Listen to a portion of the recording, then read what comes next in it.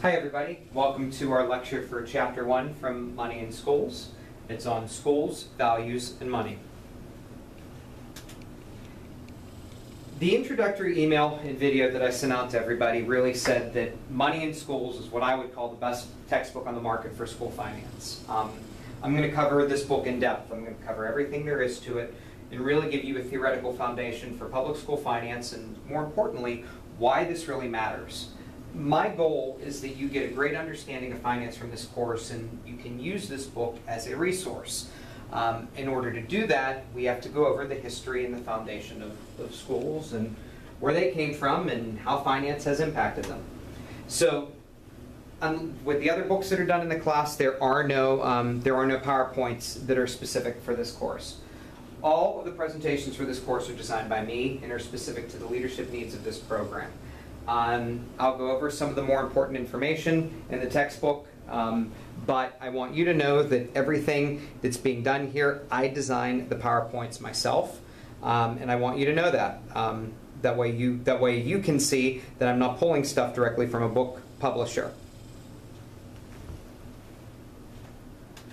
So let me briefly go over the key ideas of Chapter 1. We're going to cover the context of public education today, the emerging nature of schools, where schools came from, what schools should be doing, what are schools capable of doing, what is the effect of money on schools, does money make a difference in student achievement, what happens when schools get more or less money, and where might public schools be headed. So this is very foundational. You need to know that there are very different views of what schools should be doing and what schools look like. In particular, I want to stress that the government from the right and the left have different views of what education is. What is ruining our school system and what's impacting the funding of education. Public schools have the responsibility to prepare future generations from living and working together, and schools have to transmit culture and win approval for their perceived successes and failures. So it's really in the hands of the different stakeholders in how schools actually can transmit culture. It's not fair if I were to attack one end of the spectrum or the other and say, well, it's clearly the Democrats or it's clearly the Republicans that are wrong. The thing that you have to understand that I can't stress enough is the fact that there really are more than anything else. There's different perspectives that are very, very, very bad on each side of the spectrum. It's when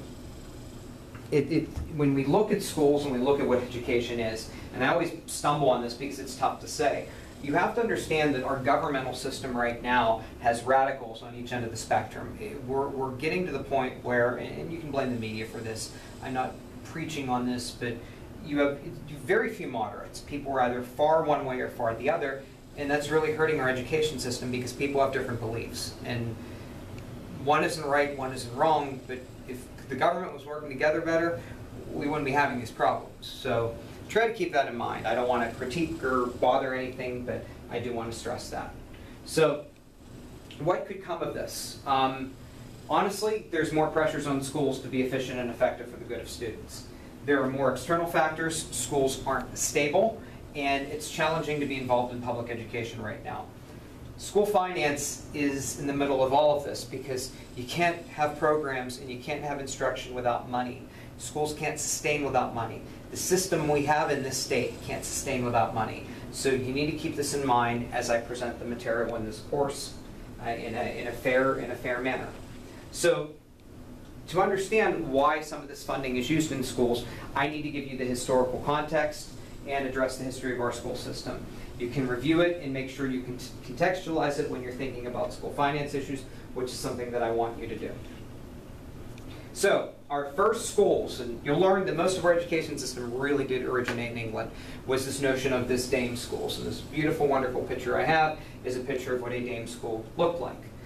Women from the community had education skills, and their goals were to teach them to children. There were many restrictions on what these women could do. They couldn't get married, they couldn't go out in public without being fully dressed, they couldn't drink, they couldn't date. They were essentially nuns. The government paid for their home, gave them a stipend, would pay for any resources that they needed, minimal at best, and teaching was done in their homes. This is how schools started, and it's how people learned.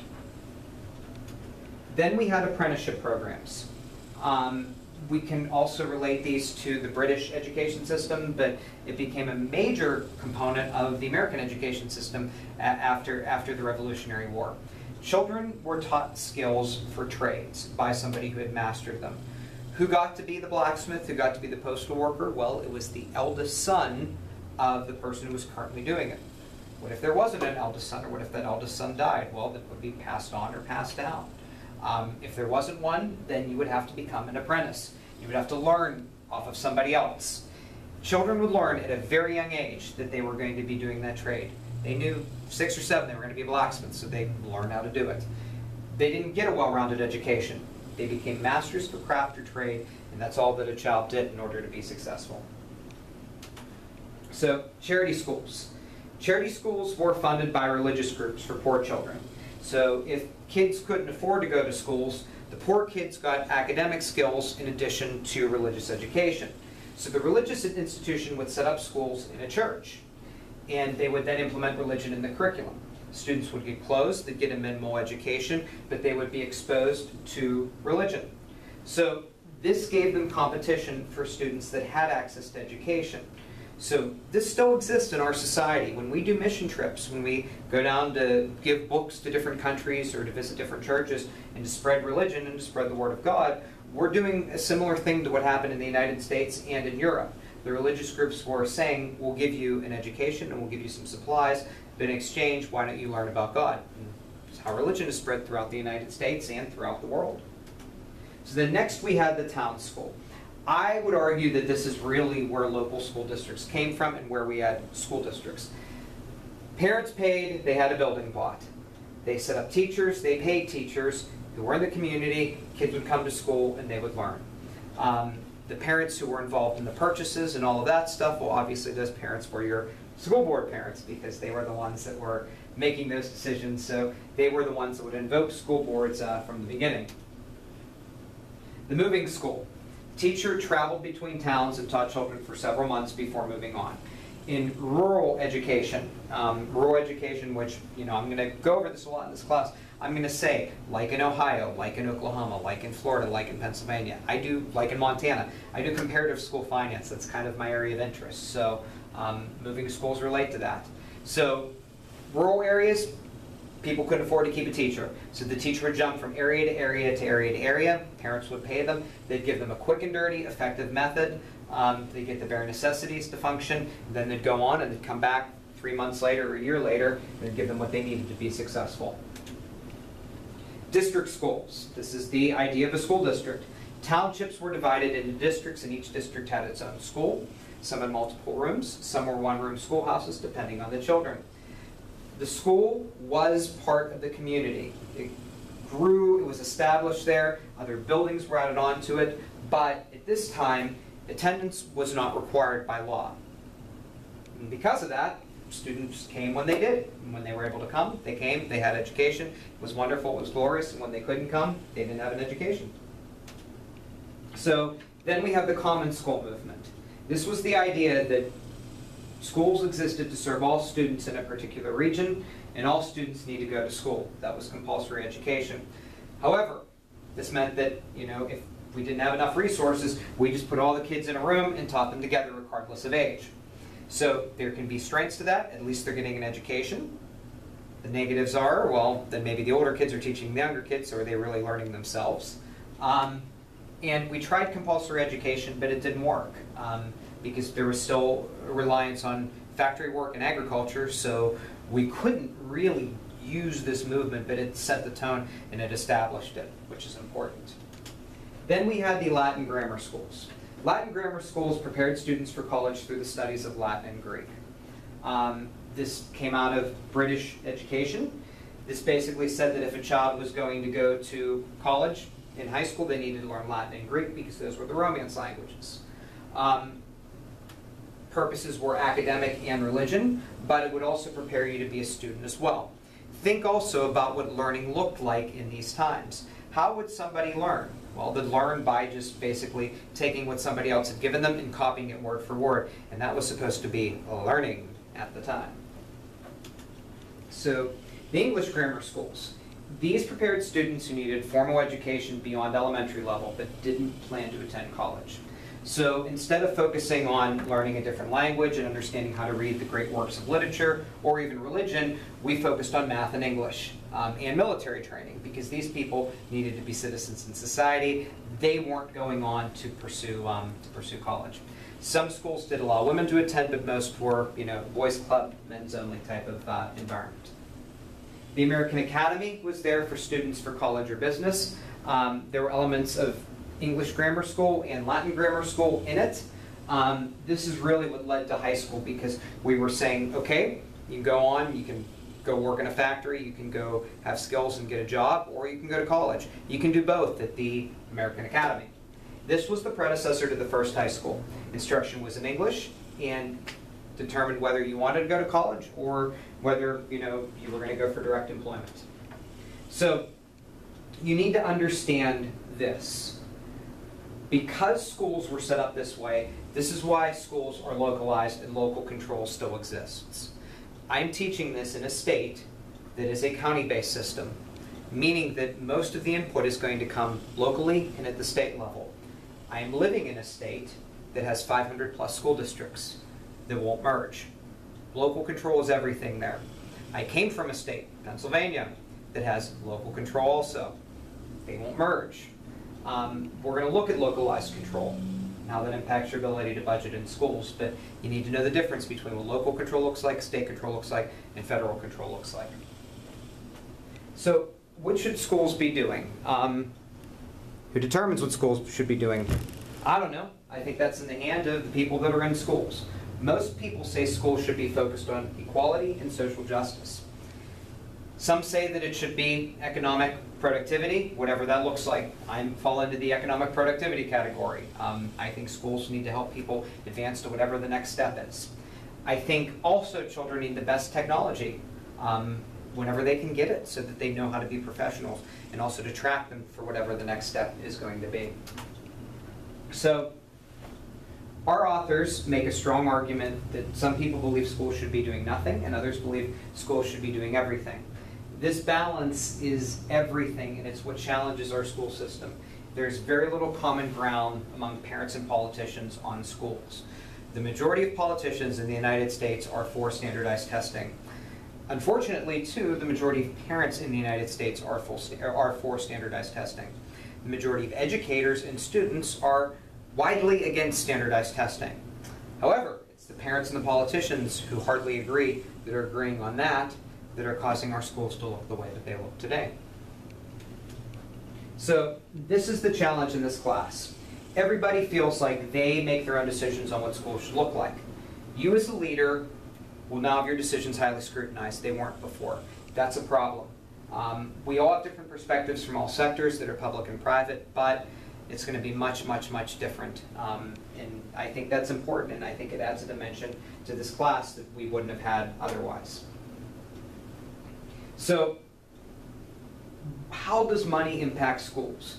The idea is that you put money into something, you give it input, and then output comes up in the form of your production. So it's a production function education study, and this is a big idea.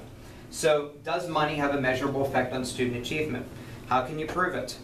If I spent $1 million and a child that was reading at a 3rd grade level ended up reading at a 4th grade level, from 9th grade to 12th grade, did my $1 million go a long way? I'm not answering that question. You can answer that question. But production function education leads to standardized testing, because that's something that can be measurable. Student achievement can be measured by testing. Whether you like it or not, can be measured by it. That's another big idea in this course. So inputs lead to processes or thoughtputs, which then eventually will lead to output.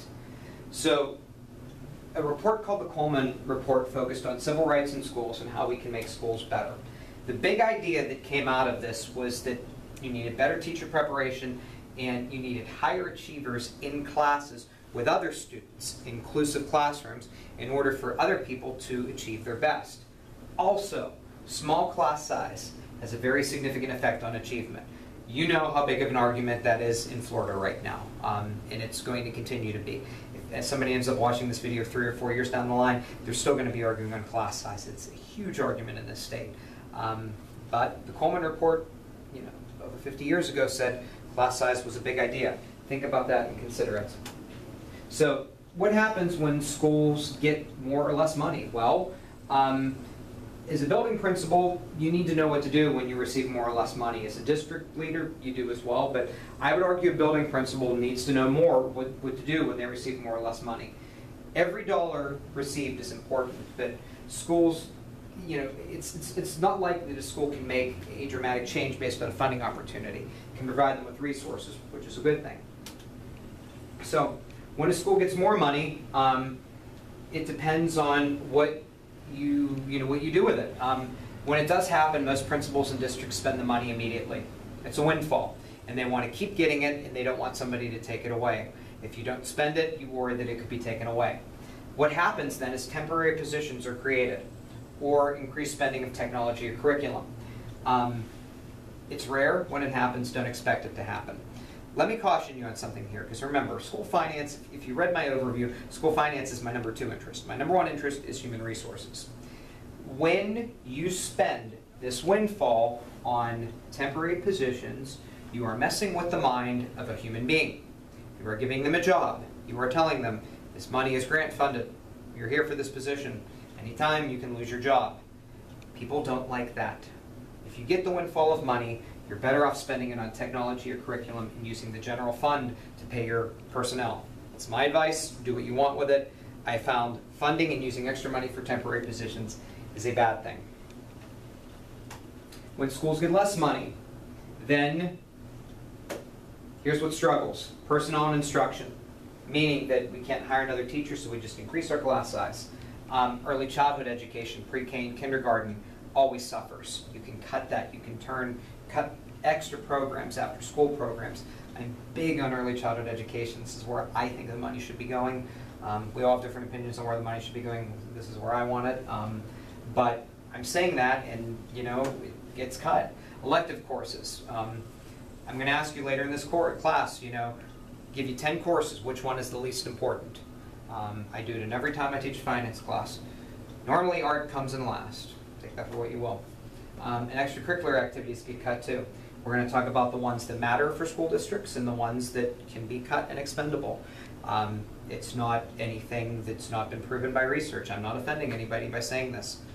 Most important extracurricular activity is marching band. And the most important sport is men's football. They will never be cut. When those get cut, that's when we have problems. But marching band, men's football, the district operates and runs on that, and the extracurricular lifeline is through those two organizations. So where public schools are headed. Our textbook looks at this more philosophically than anything else, basically saying that today's students are tomorrow's taxpayers, so we need to give them a good opportunity. We need to make sure that we allocate money and help them for the future. And if public school fails, more people will not support education. Very true statement there. So that's it. This is the first chapter. It was more historical, more foundation-oriented, and here to make you think more than anything else. Next chapter is going to look at funding at schools from a policy perspective. If you have any questions, anything I can do to help, please let me know. Hope you enjoyed your first lecture.